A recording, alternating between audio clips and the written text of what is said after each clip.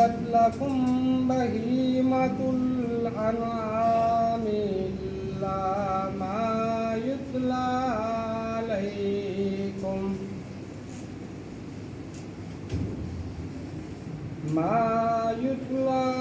عليكم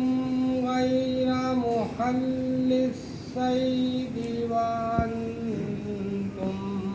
حرم إن الله يحكم ما يريد يا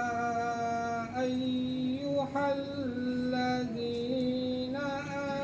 آمنوا لا تحلوا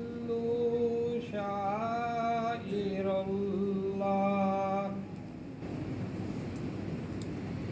ولا الشهر الحرام ولا الهدي ولا القلائد ولا آمين البيت الحرام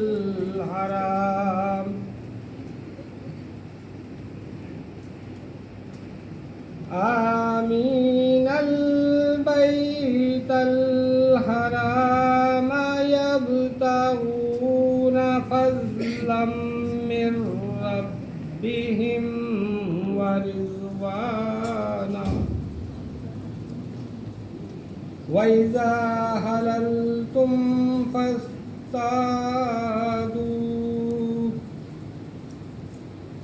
ولا يجرمنكم شنآن قوم